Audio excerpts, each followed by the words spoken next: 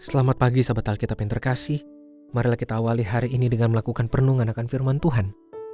Bacaan Alkitab kita pada hari ini berasal dari Kisah Para Rasul pasalnya kedua, ayat 1-11. Ketika tiba hari Pentakosta, mereka semua berkumpul di satu tempat. Tiba-tiba terdengarlah bunyi dari langit seperti tiupan angin keras yang memenuhi seluruh rumah tempat mereka duduk. Tampaklah kepada mereka lidah-lidah seperti lidah api yang bertebaran dan hinggap pada mereka masing-masing. Lalu mereka semua dipenuhi dengan Roh Kudus dan mulai berbicara dalam bahasa-bahasa lain, seperti yang diberikan oleh Roh itu kepada mereka untuk dikatakan. Waktu itu di Yerusalem tinggal orang-orang Yahudi yang saleh dari segala bangsa di bawah kolong langit. Ketika terdengar bunyi itu, berkerumunlah orang banyak. Mereka terkejut karena mereka masing-masing mendengar orang-orang percaya itu berbicara dalam bahasa mereka sendiri. Mereka tercengang-cengang dan heran, lalu berkata, "Bukankah mereka semua yang berbicara itu orang Galilea? Bagaimana mungkin kita masing-masing mendengar mereka berbicara dalam bahasa kita sendiri, yaitu bahasa tempat kita dilahirkan?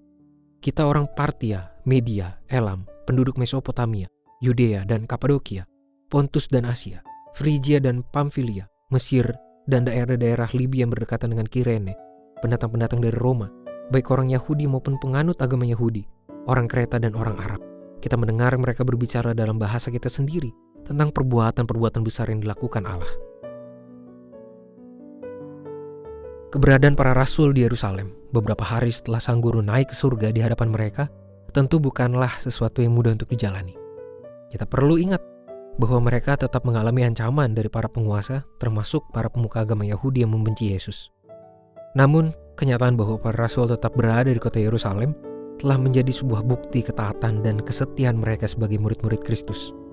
Apabila mereka diberikan pilihan antara tetap berada di Yerusalem maupun meninggalkan kota itu, maka besar kemungkinan mereka akan pergi keluar dari Yerusalem demi keselamatan dan keamanan mereka sendiri.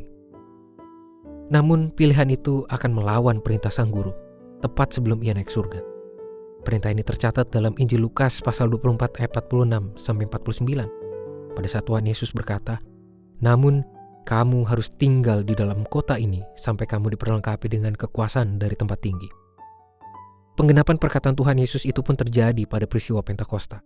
Kehadiran lidah-lidah seperti lidah api pada diri para rasul merupakan simbol dari kepenuhan Roh Kudus untuk memperlengkapi para rasul dalam menjalankan perannya sebagai saksi Kristus.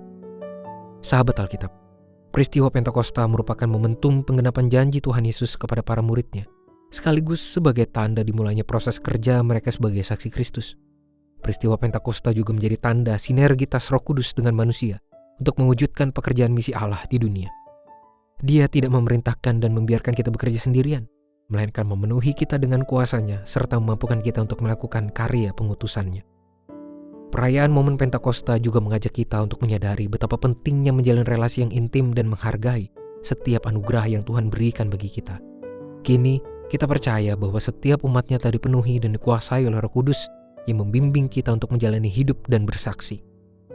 Namun, apakah kita sudah cukup berani untuk mengaryakan pekerjaan pengutusan Kristus itu, atau masih memilih menahan kuasa Roh Kudus? Seperti para murid yang telah dipenuhi oleh Roh Kudus dan mengaryakan kuasa yang ada di dalamnya, begitu pula kiranya setiap umat Tuhan mengoptimalkan dirinya dalam kepenuhan Roh Kudus. Marilah kita berdoa.